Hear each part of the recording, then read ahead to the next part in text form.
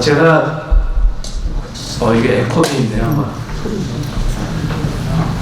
제가 이 주제를 가지고 한 오랫동안 좀 준비를 했었는데 그 중에서 오늘은 이 파사지 비블리크라고 성서적 풍경이라는 거예요. 성서적 풍경 주제가, 그러니까 성경에 나온 이야기들을 가지고 그거를 거기에 나온 거를 이렇게 우리가 유추를 하거나 그때 풍경을 다시 한번 생각을 하거나, 혹은 이 성서적 풍경이라는 말이 어떤 화가로부터 유래가 됐어요. 그 화가는 프랑스에서 활동하고 있는, 죽었지만 앙리 루오라는 화가예요. 앙리 루오. 여러분 그 그림을 보시면은 저 화가구나 라고 금방 아실 겁니다. 그 다음에 이거는 데스스케이프라고 해서 죽음의 풍경이라고, 이게 이제 제가 맨 마지막에 강의할 내용인데, 어쨌든 간에 저희는 오늘 주제는 성서적 풍경이라는 겁니다. 제가 작년하고 재작년에 조지아에 있는 트빌리시에 학교를 설계하고 유치원을 시공하는데 노가다 하느라고 거기에 한 1년 넘게 있었어요. 근데 아시다시피 조지아 트빌리시라는 곳, 옛날에 그루지아예요. 그루지아는 스탈린이 태어난 곳입니다. 근데 조지아를 가는 비행기가 직항편이 없어요. 그래서 항상 갈아타는데, 저는 주로 어디서 갈아탔냐면은 파리에서 갈아탔어요. 근데 12월 달에 거기를 갔다가 돌아오는데, 요번에 갔을 때는 제가 트빌리시에서 굉장히 몸이 아파가지고 귀에서 막 피가 나고 막 그랬어요. 그래서 하여튼 겁이 나가지고 돌아오면서 제가 이 파리에 들렸는데, 왜 들렸냐면 루오의 그림을 제가 직접 좀 보고 싶어서 들렸어요. 근데 파리에는 지금 제가 아들이 둘인데, 저희 큰아들이 지금 파리에서 살고 있어요. 사이는 좋지 않습니다. 아들하고 사이 다 좋으시죠? 저는 안 좋아요. 네, 그냥 그렇더라고요. 네. 근데 거기 갔는데 제 며느리가, 아버님 지금 루이비통 문화센터에서 로스코 특별전이 열리고 있어요 그러더라고요. 그럼 뭐 데려다 준다는 것도 아니고 뭐 열린다고 뭐 알아서 가라는 얘기잖아요. 그래서 제가 이제 혼자서 지하철 전철을 타고서 여기 도착해서 공원을 걸어서 여기를 들어갔는데, 제가 로스코는 참 좋아해요. 로스코 그림도 그렇고, 이 사람도 사실 러시아에서 태어난 유태인이지만은 이제 사실은 자살했어요. 근데 이 사람 그림이 여기 가면은 내셔널 갤러리에 있습니다. 그래서 여러분들 꼭 가보세요. 내셔널 갤러리를 설계한 사람이 아이엠 베이라고, 그 사람이 루브르 박물관을 설계한 분이에요. 그러니까 조형적, 건축적으로도 굉장히 뛰어난 건물이고, 또 무엇보다도 무료잖아요. 스미소니언 뮤지엄은 다 무료니까 거기 한번 꼭 가보세요. 그래서 거기 이제 도착해서 봤는데, 이 건물을 설계한 사람이 지금 세계에서 굉장히 유명한 미국 건축가입니다. 이 사람 이름은 갑자기 물어보면 생각 안 나거든요. 저도 그렇습니다. 프랭크 오 게리라고 굉장히 유명한 캐나디안 아키텍이에요. 근데 저 사람 지금 굉장히 유명한데, 건물은 꼭 정말 뭐 미친년 옷 입은 것처럼 막 저렇게 이상하게 막 해놨어요. 그런데 이 사람 건물이요, 저도 우연히 알았는데 몇 개월 전에, 이거 좀 딴 얘기지만, 이 사람이 설계한 건물이 콜롬비아에 있어요. 진짜 완전 저도 처음 알았어요. 그래서 지난달에 한번 와이프랑 갔었거든요. 그 건물이 뭐냐면 콜롬비아에 있는 홀푸드 건물 있죠. 네. 왜 웃으세요? 이게 너무 다르죠. 홀푸드 건물은 완전히 완전 모범생 스타일이고, 이거는 완전히 이 사람 집은 정말 너무너무 훌륭한, 요새 하여튼 미국에서 전 세계적으로 제일 유명한 건축가 중에 한 명입니다. 그 사람 건물을 루이비통에서 의뢰를 해서 그 사람이 설계를 해서 지었고 거기서 전시를 하고 있었어요. 근데 더욱더 놀라운 것은 마크 로스코 그림하고 그 다음에 이 알베르토 지아코메티의 조각하고 같이 전시를 하고 있더라고요. 그것도 모든 전시의 게 아니라 4층 맨 꼭대기층에 가니까 거기에는 마크 로스코의 그 회색과 검정색으로만 되어 있는 저 사람의 색조가 굉장히 뛰어나잖아요. 마크 로스코 그림이.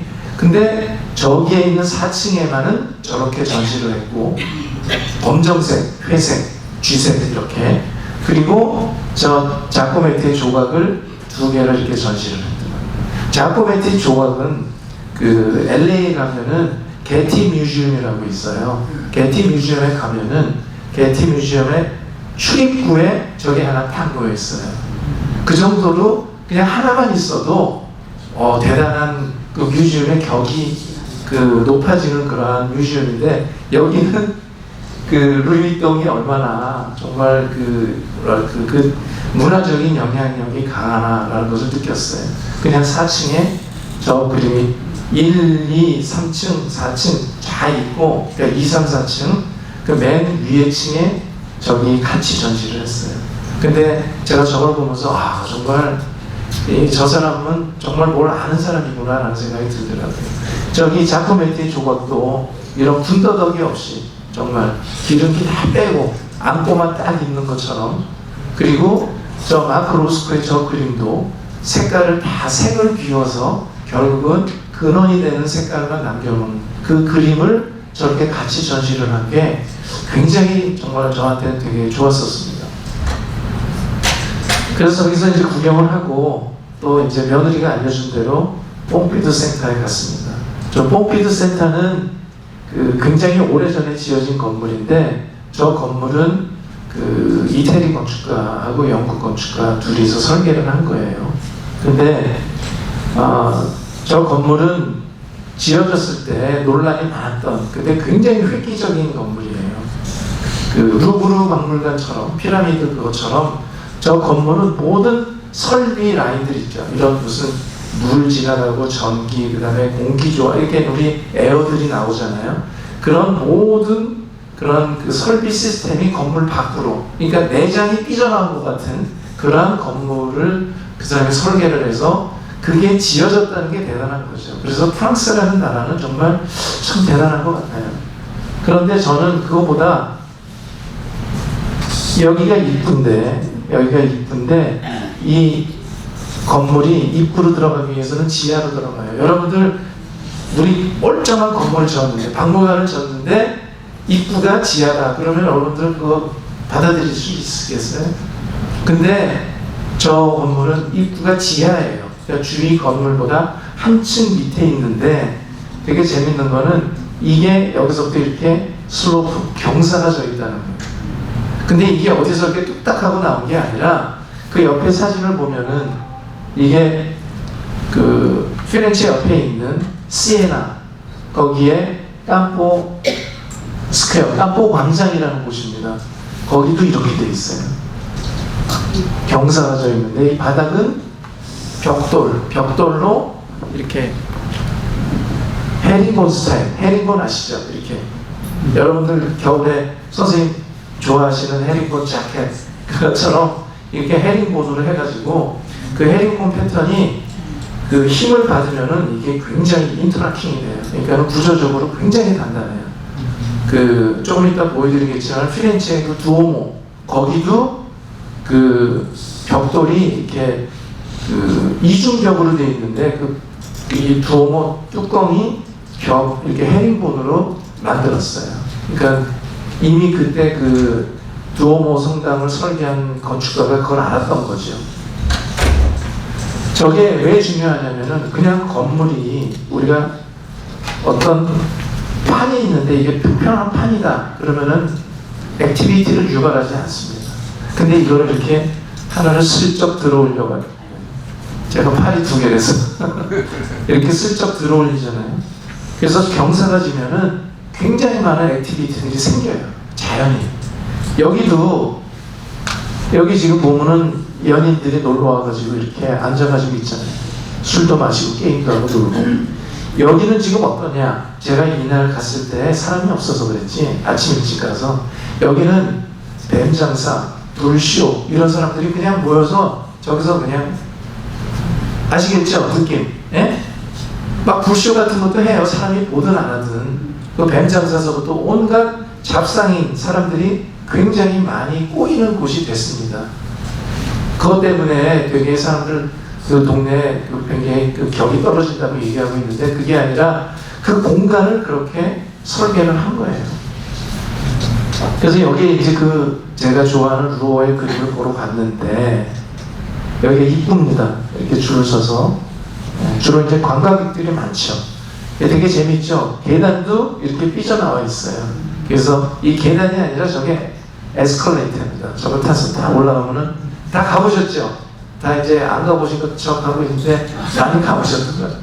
그 저게 이제 에스컬레이터로 해서 이게 이제 쭉 올라가죠, 여기까지. 그래서 이제 위에 올라가면은 이 프랑스 국립박물관이 있습니다. 이 건물 안에 이거 보세요. 이런 것들이 다 각각 공기 그 흡입하고 공기 내뿜고 건물에다 이렇게 시원한 공기, 따뜻한 공기를 내주는 것들이 다 이렇게 되어 있습니다. 그리고 이거는 외기를 받아들이는, 인테이크하는 굉장히 중요한 설비 요소입니다.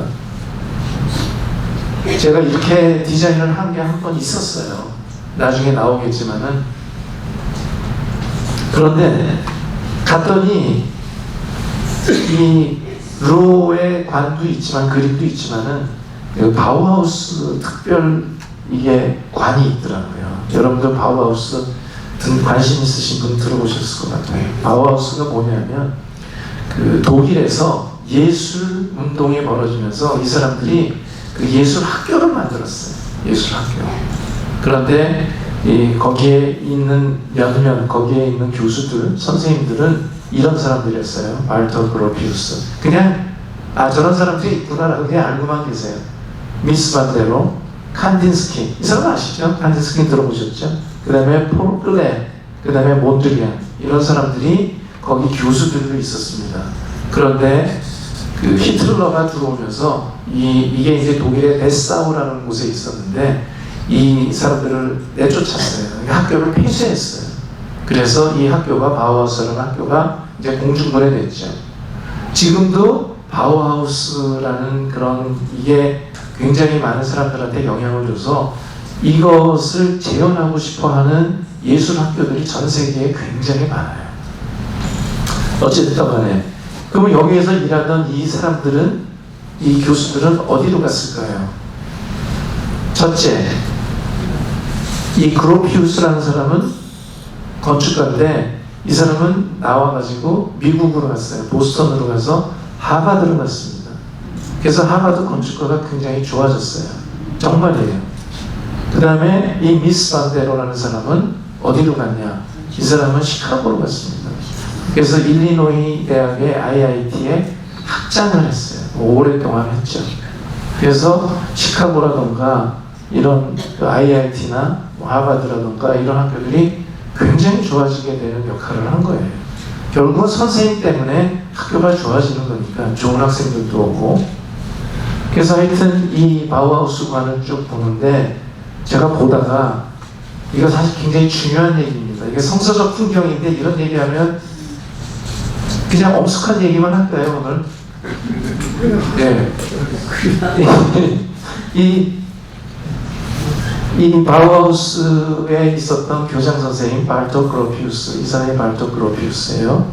이 사람이 구스타브 말러하고 관계가 있습니다. 여러분들 말러 아시죠? 말러 교향곡 모르세요? 그럼 제가 이제 조금 이따가 살짝 틀어드릴게요. 왜 관계가 있냐? 여기 뭐라고 써 있어요? 알마 말로라고 되어 있죠. 그럼 누구랑 결혼했죠? 예.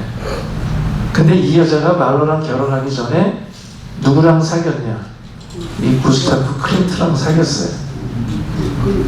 남자들은 참 불쌍해.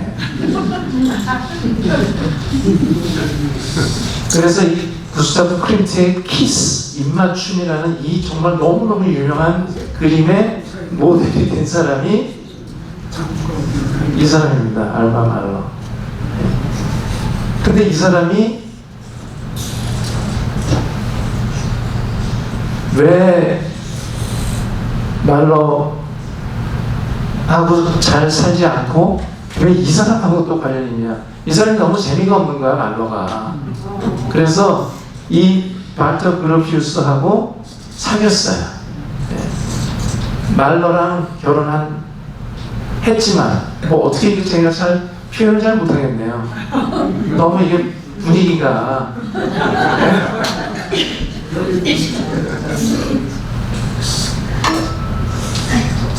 여러분들 이거 보신 적 있어요? 탕웨이라고 한국으로 시집 온 탕웨이 아시죠? 너무너무 멋있는 그 새끼의 주인공으로 나왔던, 그리고 박해일이 했던 헤어질 결심을 하고 계신 건 아니시겠지만 이 헤어질 결심을 보면은 거기에 나오는 음악이 이 말러의 음악입니다. 그냥 맛배기로 제가 원래 이렇게 음악을 좀 준비를 하고 그래야 되는데 너무 유난을 떠는 것 같아가지고 그렇게 못했습니다.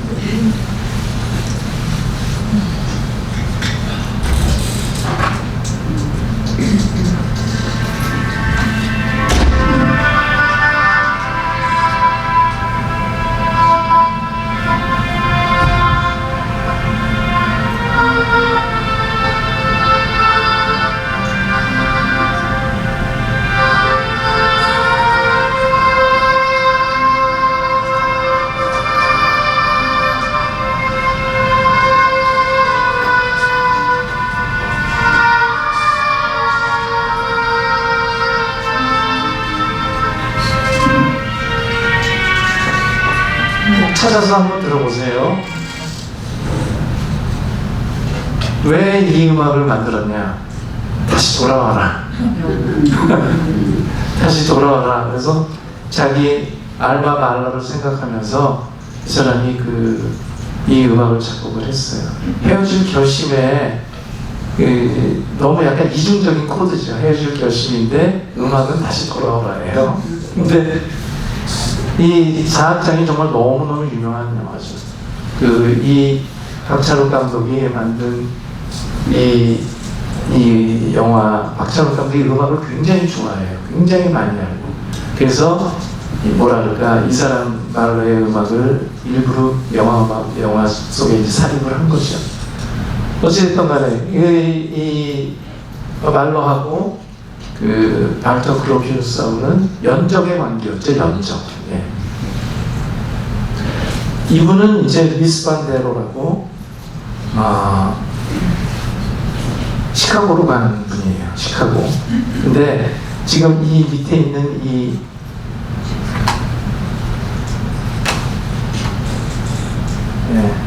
지금 모델, 이거는 IIT의 크라운관이라고 있어요. 그 학교, IIT의 학교 설계를 하는데 그 건물 모델이고, 이거랑 거의 똑같은 집이 베를린의 국립박물관으로 이 사람이 설계를 한 집이 있어요.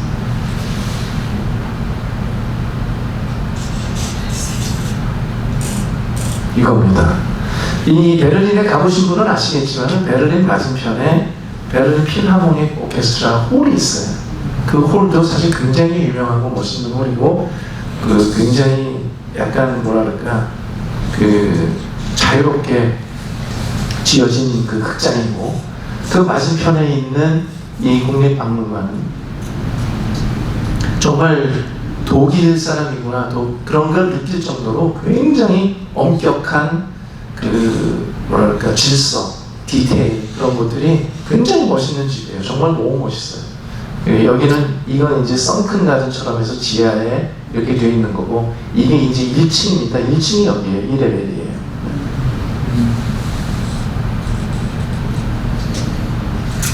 굉장한 골초에서 시가를 피고 있는데, 이 사람이 건물만 건축만 설계한 게 아니라 가구도 설계를 했습니다. 그래서 지금 이 사람이 앉아있는 이 가구가 이 사람이 미스가 설계한 가구예요. 그 다음에 이것도 술 잘 먹고 담배 피고 좀 그렇게 생겼죠? 되게 멋있는 사람이에요. 진짜 참 멋있는 사람이에요.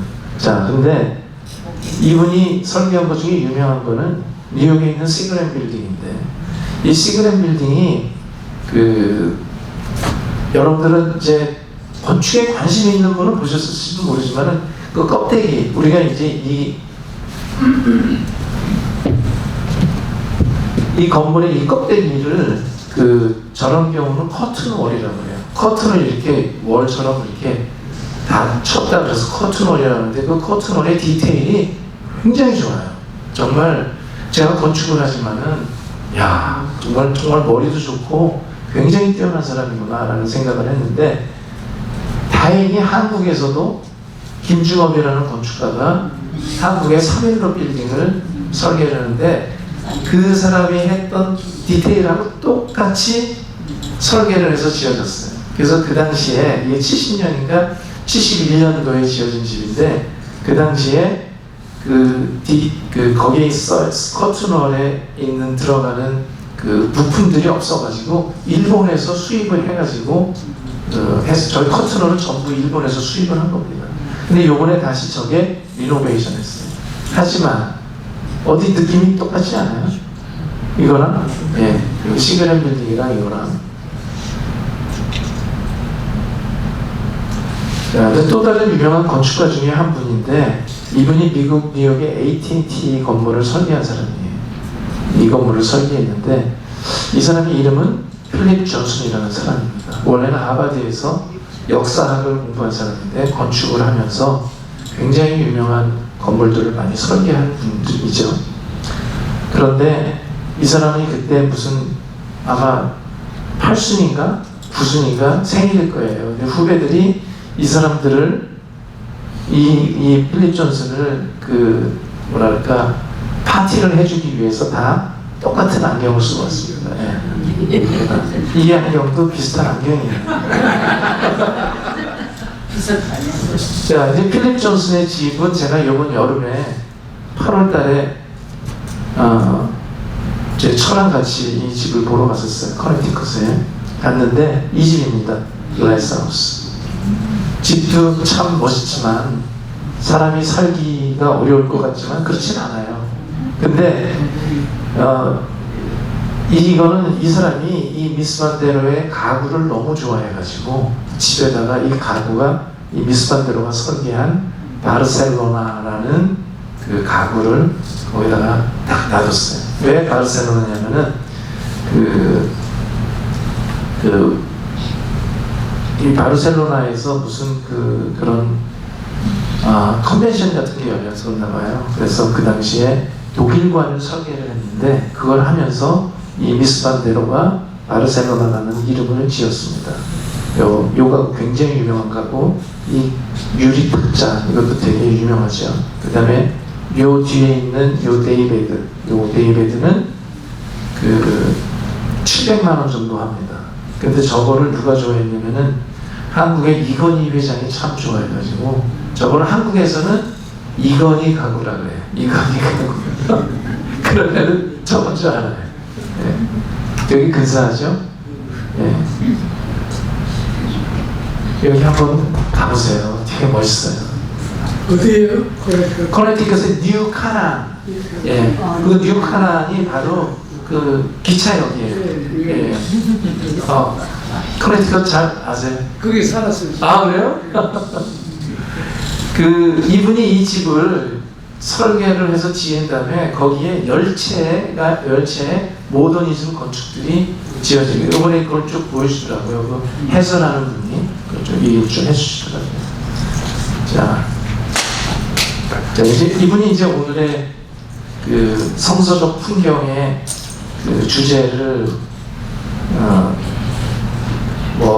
유출하게 된 분입니다. 이분은 조르주 루오라는 사람인데, 사람이 참 보잘것없어요. 정말 보잘것없습니다. 키도 작고 배우지도 못했고 못 살았고. 근데 이 사람이요, 지금 그 프랑스를 대표하는 프랑스 정말 뭐라 그럴까 아버지와 같은 미술의 대부와 같은 사람으로 공식적으로 프랑스의 화가로 프랑스에서 이 사람을 이렇게 인정을 해줬어요. 이 사람의 그 이야기를 제가 쭉 찾으면서 이런 생각이 들더라고요. 원래 그 프랑스의 성당, 교회에서 이 사람을 공식 성당에 프랑스는 그렇대요. 공식, 오피셜한 공식 화가로 등록을 시켜주지 않았대요. 왜냐하면 배우가 없고 못 살고 힘들게 공부했으니까. 그런데 이 사람이 여기 보면은 여기 가구 공방의 아들로 지하실에서 태어났고, 그 다음에 집안 형편이 가난해서 14살이 되어야 장식미술학교 야간학부에 입학을 했고, 그 다음에 돈이 없어서 스테인드 공장 견습공으로 들어가 6년 동안 일을 했대요. 그런데 이게 이 사람한테 굉장히 큰 평생의 자산이 된 거죠. 그래서 이 사람이 스테인드 글라스 대보수 그 공사를 복원을 하는데 큰 영향을 발휘했대요.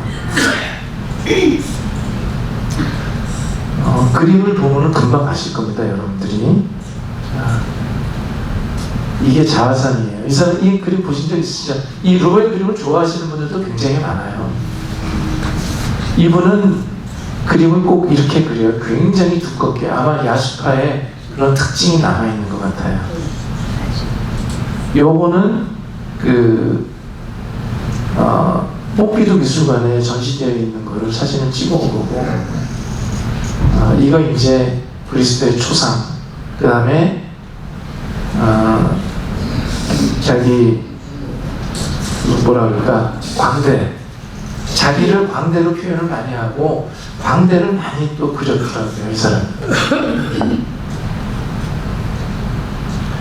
그리스도의 얼굴, 요거는 제가 조금 이따가 다시 설명을 해드릴게요.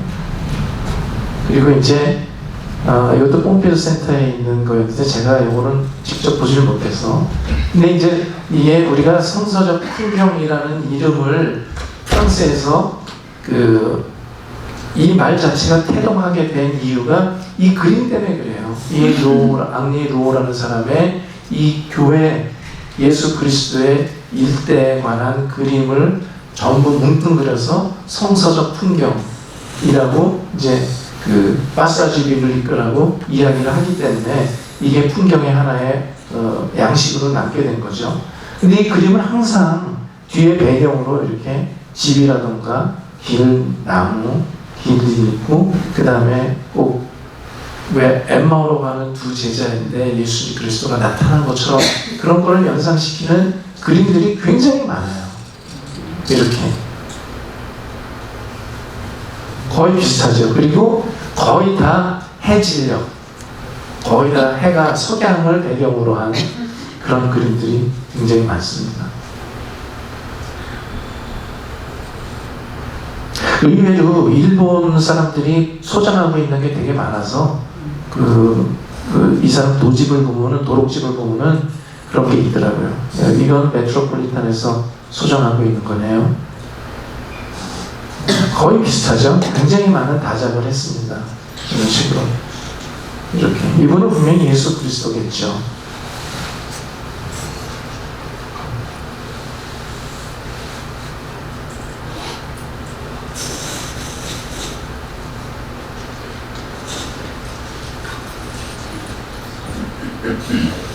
그래서 이제 좀 더 이 사람 그림을 이렇게 찾아봤더니 이 글 중에선 저 사람은 거의 뭐 불황자라던가 불량배 뭐 이런 사람들을 굉장히 많이 그렸대요. 그리고 머리 둘 것 없는 예수 그리스도, 이런 것들이 모티프로 계속 반복이 되고 있대요.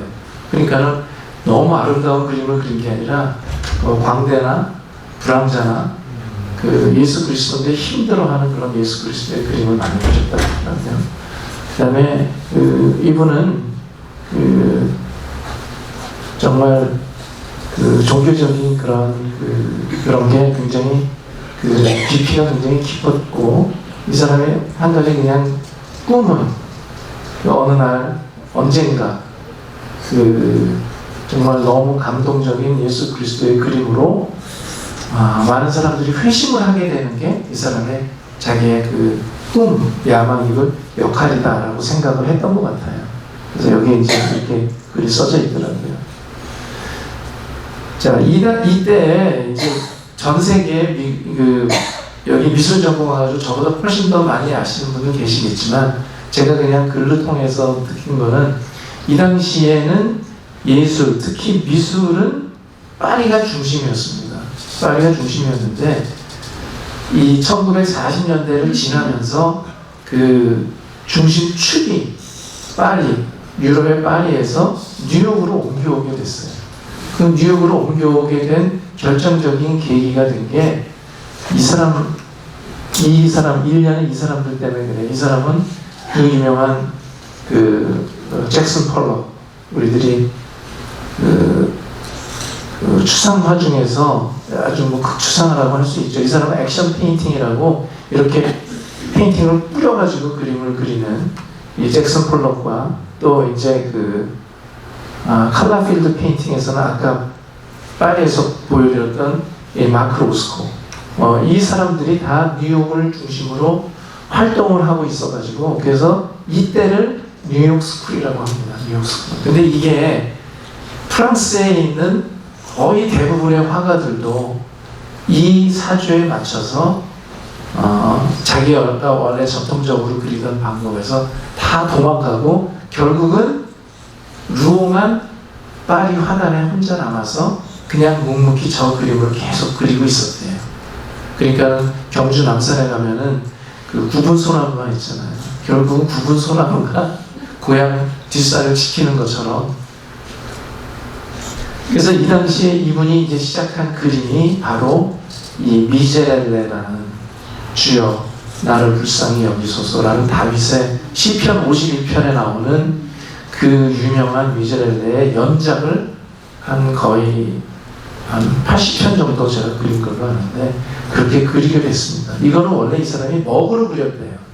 먹으로 그렸는데 블랙 앤 화이트죠. 그런데 그거를 유화처럼 이렇게 하라고 다시 누군가가 조언을 해서 이 미제렐레라는 그림의 연작을 그리기 시작한 거죠.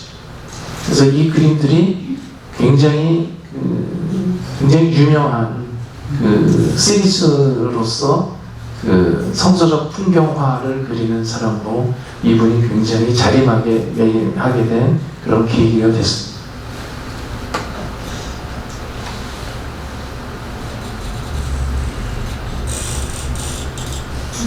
이 그림은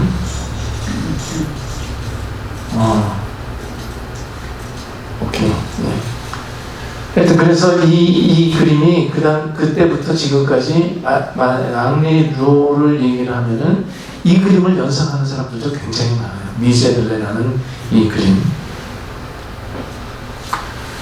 이건 이제 피렌체 역 딱 내리면은 역 앞에 산타 마리아 노벨라라는 성당이 있습니다.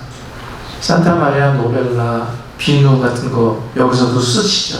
향수 이런 거 나와요.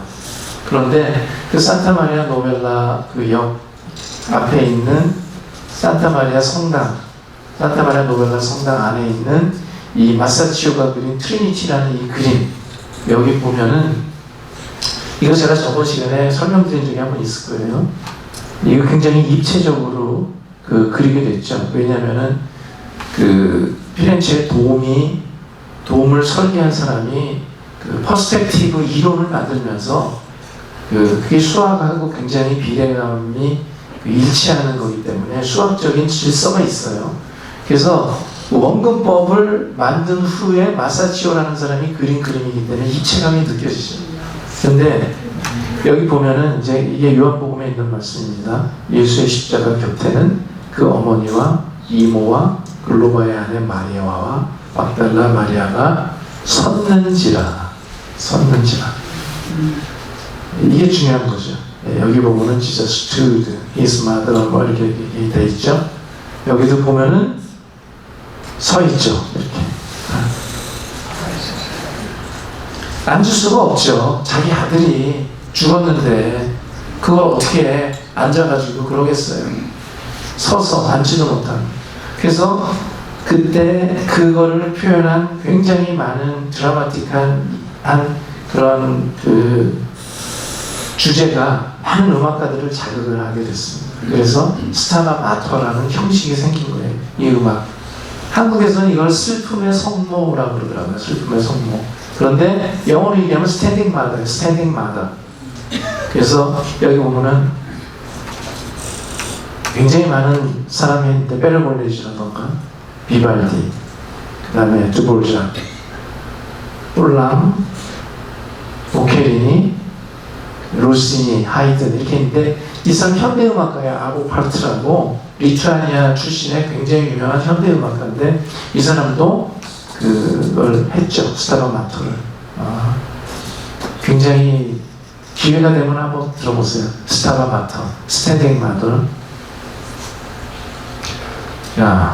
또 다른 음악하는 사람한테도 성서적인 이야기가 풍경처럼 자극을 주지만 우리가 성경에 나와 있는 말씀으로 또 어떤 이 목사님이 쓴 책을 봤어요. 성막에서 예배를 배우다. 유진서 목사님은 미국에서 한국의 부산에 있는 호산나교회에 지금 목사님으로 가 계신 걸로 알고 있는데 거기 보면은 이분은 성막을 굉장히 중요하게 생각을 하셔서 성막에서 예배를 배우자라고 하면서 거기서 이제 몇 가지 그런 워드를 끄집어냈습니다. 예수 그리스도가 돌아가실 때 커튼이 성막이 찢겨졌죠. 위에서부터 아래로 찢겨졌죠. 그게 거의 성막이 우리가 얘기하고 있는 이런 천 같은 게 아니에요. 두께가 5cm가 넘는데요. 왜냐면은 높이가 있으니까는 이게 그래서 그걸 사람이 찢는다는 거는 굉장히 힘들대요. 그런데 그걸 위해서 찢은 것 하나님이 하시는 그런 이분은 이제 그런 찢다, 그 다음에 잊다, 덮다, 묻다 이런 단어들을 이제 특별한 동사 워드를 이제 끄집어내서 이제 설명을 쭉 하시더라고요.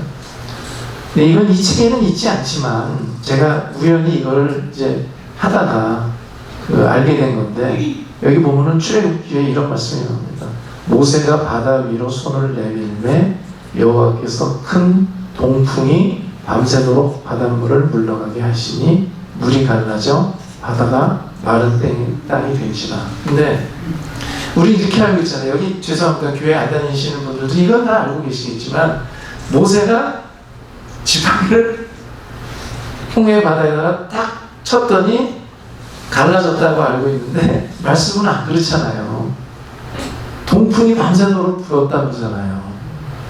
그래서 제가 이거를 찾아봤더니 일단 이게 과학적으로 이해가 안 되더라고요. 자, 모든 지도는 오스트리아는 거꾸로 됩니다. 오스트리아, 호주는 남쪽이 위에 있어요. 근데 모든 지도는 북쪽이 위에요. 그래서 모든 지도는 이렇게 그려요. 이 위에가 북쪽이에요. 정북 방향. 그러면 이 사람 이게 이제 이 엑소더스의 루트인데 이게 홍해입니다. 홍해. 이집트에서 홍해를 건너서 갈라 그러면은 이 이스라엘로 갈라 그러면은 어느 쪽으로 갑니까? 여기가 서쪽이잖아요. 그럼 이쪽으로 가야 되잖아요. 이쪽. 여기가 무슨 쪽이에요? 동쪽이죠. 여기 동쪽이잖아요. 그런데 여기 보면은 동풍이 밤새도록 불었대요. 그러니까 동풍은 동쪽으로 부는 겁니까? 동쪽에서 오는 겁니까? 우리 저 박사님이 역시 동쪽에서 오는 거잖아요. 동쪽에서 올 때 그 맞바람을 치고 있었다는 얘기입니까? 그래서 이걸 가지고 제가 이게 참 유튜브의 힘이에요. 유튜브에 어떤 게 있냐면 어떤 과학자가 그걸 모델을 만들었어. 그래서 실험을 했어. 했는데 이게 바람이 불잖아요.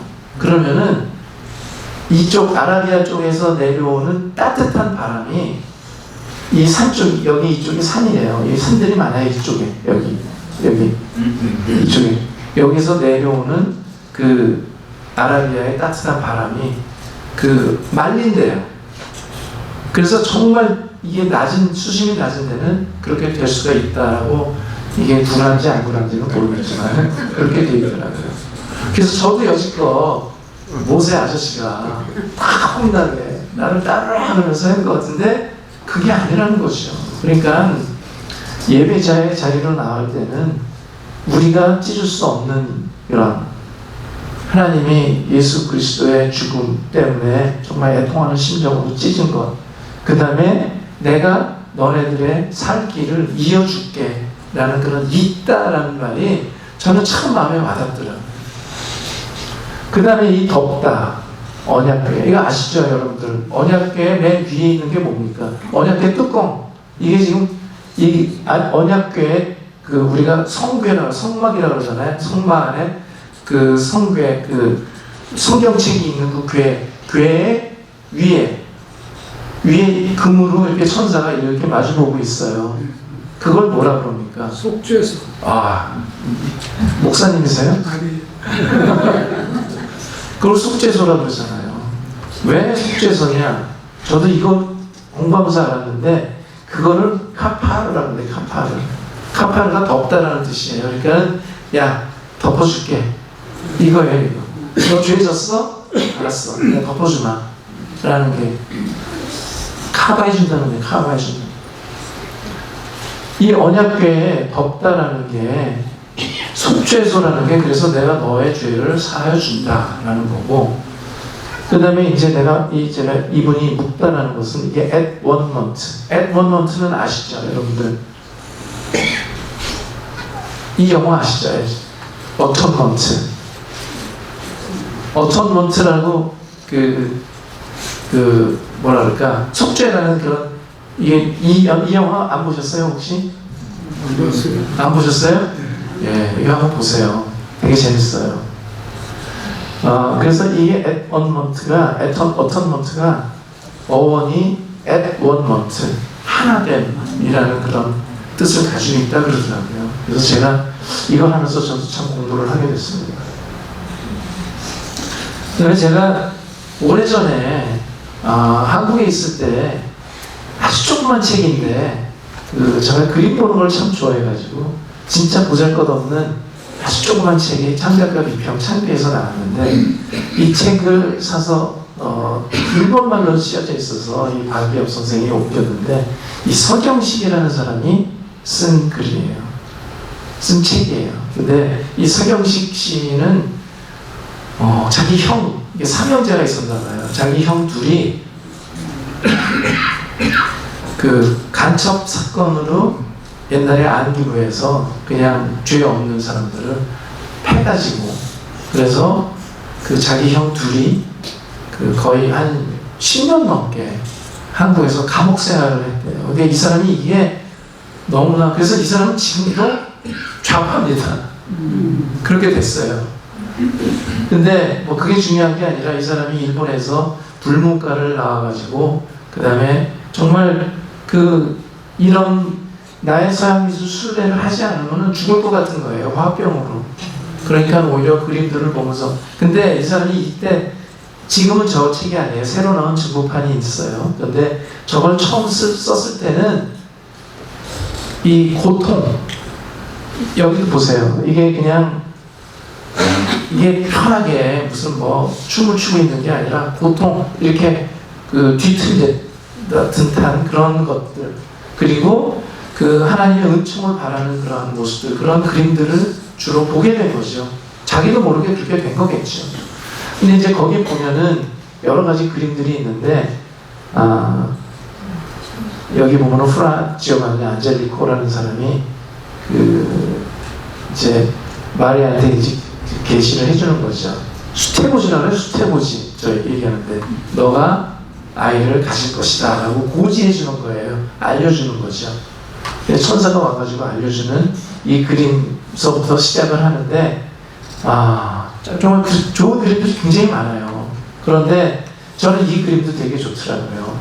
이게 벨기에 화가인데, 이 유진이라고 안 그러고 오이겐 베르난이로서 베르난. 그래서 성묘로 달려가는 베드로와 요한. 이 사람들이 이제 예수 그리스도가 죽었다 그러면 이제 그 당시엔 부활이라는 개념이 없었으니까 아, 꽝이구나. 자기는 이제 무슨 장관 못하는구나. 이렇게 알겠죠. 그래서 이따가 예수 그리스도 시신이 없어졌다라고 얘기하니까는 이제 이 사람들이 막 그 성묘로 가는 그림을 묘사하는 거예요. 여기 이 사람이 요한일까요? 이 사람이 요한일까요? 히로데요. 네, 여기 어떻게 좀 베드로 같죠? 베드로는 원래 직업이 뭡니까? 벤놈이었어요 원래. 그러니까 그렇게 보이지 않아요? 어떻게 그렇게 약간 못 살고 거칠게 살아왔고 못 배우고 그냥 그런 사람처럼. 근데 여기 보면은 이 표현이 참 부활한 예수님이 삼위일체이신 하나님 가운데 한 분 성자라는 것을 마음속 깊이 고백을 하고 있는 거예요. 얼마나 간절하게 고백을 하고 있고 이게 한 분 이렇게 그려드려요. 이 사람이 아마 이 사람의 믿음이겠죠. 화가의 믿음으로 저런 훌륭한 그림이 나타난 거죠. 저는 이 수채고지 이거를 많이 찾아보면은 굉장히 훌륭한 사람들이 많이 그렸어요. 되게 재밌는 주제니까. 그래서 이거는 버티첼리가 그린 그림이고, 이거는 시모네 마르티니가 그린 그림이죠. 아마 교회 재건하러 그린 것 같아요, 이거는. 그리고 다빈치도 그렸어요. 그리고 로렌조 크레디도 그렸는데, 다빈치가 그린 이 수채고지 그림은 이건 아마 처음 보시는 분들도 계실 거예요. 오히려 이 사람 그림보다 이 지오바니 안젤리코가 그린 이 그림이 훨씬 더 유명하니까. 왜 유명하게 됐을까요? 이 지오바니 안젤리코의 그림을 보면은 그림이 표면적이지 않고 입체적이에요. 그리고 이 사람이 있는 공간이 굉장히 풍성하게 재밌게 표현이 돼 있어서 그렇지 않는가. 이런 거죠, 이런 거. 이런.